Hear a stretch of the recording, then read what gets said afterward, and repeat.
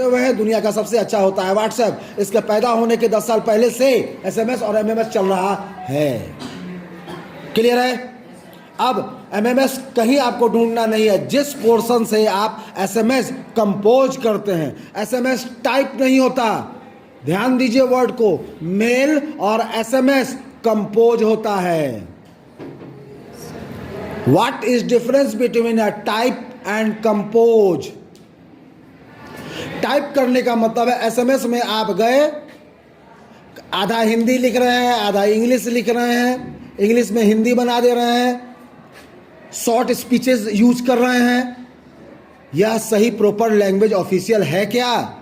नहीं है। यह काम चलाऊ है, या केवल यह है कि मेरी बात तुम समझो, तुम्हारी बात मैं समझूं, यही बात है। लेकिन कंपोजिंग पार्ट ईमेल में रखा जाता है और एमएमएस या एसएमएस में रखा जाता है। यानी कि यहाँ आपका लैंग्वेज और ग्रामर सही होना चाहिए।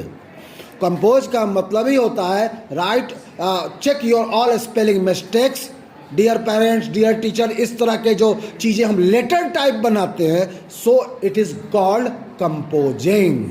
जैसे बुक छापना है तो आप टाइप करेंगे कि कंपोज करेंगे? क्लियर है? और मैं अपने फ्रेंड को मैसेज भेजना है तो मैसेज, मैसेज टाइप। क्लियर हो गया? मैसेज में क्लियर? तो आपको लगा कि ये दोनों बातें पूछनी चाहिए थी या नहीं? क्लियर है? केवल 2 स्पीच पर बात खत्म हो गई। एसरैम नो, जब तक पूछा नहीं जाए आप लोग नहीं बताएंगे। मुझे जज करना है और आप खुद अपने आप को जज कीजिए कि आप कहाँ हैं। हाँ, एसरैम नहीं मालूम है, ठीक।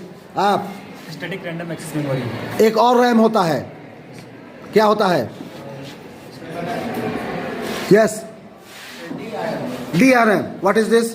Dynamic random access memory. कोई दिक्कत नहीं है, आगे बात हो गई। रैम के 2 पार्ट, जैसे रोम के 3 पार्ट थे, रोम, पी रोम, ईपी रोम, डबल ईपी रोम, राइट?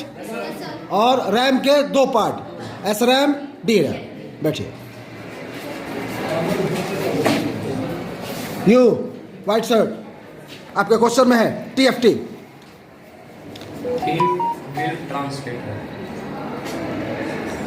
कोई सही या गलत डिसाइड करेगा आप लोगों में से? इसने बोला थिन फिल्म ट्रांसलेटर। कोई और? आप बोलिए। ट्रांजिस्टर, ट्रांसलेटर नहीं, क्योंकि ट्रांसलेटर किसी न किसी स्पीच वर्ड में यूज होगा, जैसे लैंग्वेज ट्रांसलेटर। याद होगा क्लासिफिकेशन ऑफ सॉफ्टवेयर पढ़ाए थे। लैंग्वेज ट्रांसलेटर में हमारे 3 है, एक है असेंबलर, कंपाइलर, इंटरप्रेटर।